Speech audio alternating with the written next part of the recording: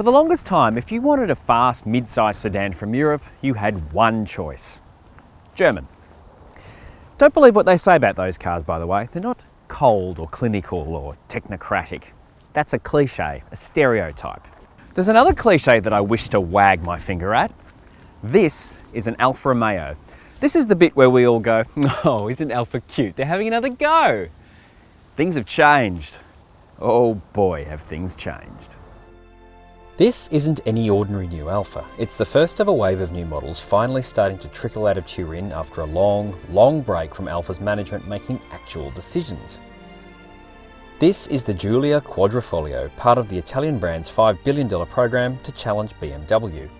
Its name might be old, but this car is bang up to date. It's not a Fiat in a frock, a Lancia in Lame, or a Dodge in drag. It's an Alfa Romeo, and it's been a long time coming.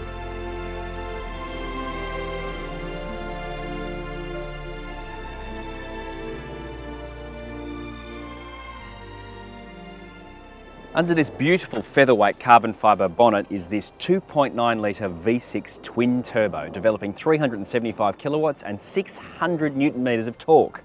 Every single one of them is loud and pleasantly obnoxious. ZF's colossally brilliant 8-speed automatic transmission sends power the only way that is right and good, to the rear wheels using a carbon fibre prop shaft. Between those rear wheels is a delightful set of jiggery pokery that gives you torque vectoring, which means big slides and big grip. Not that I'd know anything about that. Slung underneath this 480 litre boot, that's the same size as a 3 Series, an A4 and a C-Class, is this awesome diffuser and 4 exhausts, which give out the best soundtrack of any car this side of a Ferrari.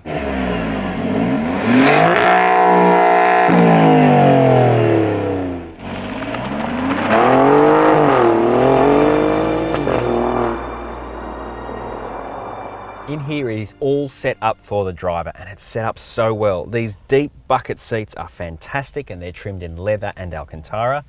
I love this steering wheel. In fact, it may just be my new favourite steering wheel. That's pretty nerdy. I'll put my hands up to that. So you got this suede at the top, leather here, and it just feels right. And these paddles are absolutely beautiful to touch. Now, people with shorter fingers aren't quite sure about this because they're fixed and the stalks are behind, so they're a bit difficult to reach, but not for me, it's all fine. Big red button. Who doesn't like a big red button?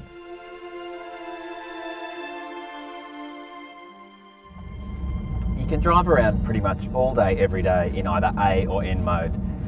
A makes everything a little bit too soft and slow for my liking, but in traffic you're not even really going to notice, and it does save quite a lot of fuel, particularly with the cylinder deactivation.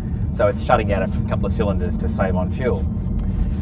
However, if you do want to make a bit of noise, you can switch into dynamic mode. So you'll hear the exhaust come up a bit, drops down a gear, it makes everything a little bit sportier. And you can also choose which suspension you want to go into, whether you want to go into hard or quite hard. And you press the button, it's like the bumpy road button on a Ferrari, everything just smooths back out again. It's really cool. There's a lot of Ferrari influences in this car, not just the paddles, but the way the suspension works and the way the modes work.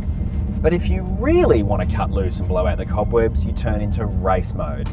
And again, you'll hear the exhaust go up another notch of loudness. The transmission comes up to even more of a fighty kind of mood, and the throttle becomes extremely edgy and touchy. And then you've got an absolute weapon on your hands. I understand. Of course, I wouldn't know about it. What I am told is that in race mode, this car absolutely dances. It is so lively and happy, and it's urging you on. The engine's really hard and does everything you tell it to, and the steering is absolutely brilliant. It's not too heavy. Again, it's like a Ferrari. It's quite light, but you can still feel what's going on underneath those wheels. It's electric to drive. It really is. It just feels amazing, and you've got that incredible soundtrack coming out of those quad pipes. It would almost be a shame to only drive around a track because you'd have to have the windows up. When you're out on a country road, particularly if you've got a big sandstone wall beside you like we do around Sydney, that noise is just epic. It's such a great car, and I'm so glad Alfa is leading with this car because it's exciting and it's what Alfa is all about. It's got its problems. The suspension is going to be too firm, but you should already know that when you buy a car like this. It's always going to be a bit firm.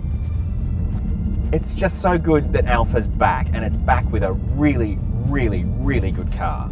This is the top of the range, and yep, it costs almost as much as a BMW M3, but it's worth it because it's got everything right.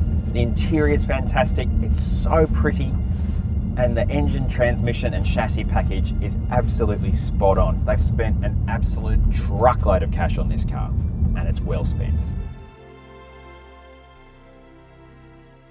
The Alfa Romeo Giulia Quadrifoglio is the most exciting car to come out of Alfa Romeo in 30 years, and that includes the 4C and the 8C. This is a car that you can buy with both your heart and your head.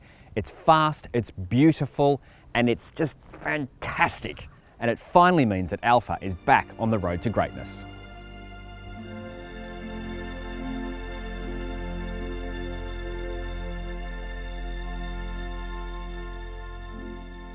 If you want to know more about this car, click on the link here, and please don't forget to subscribe.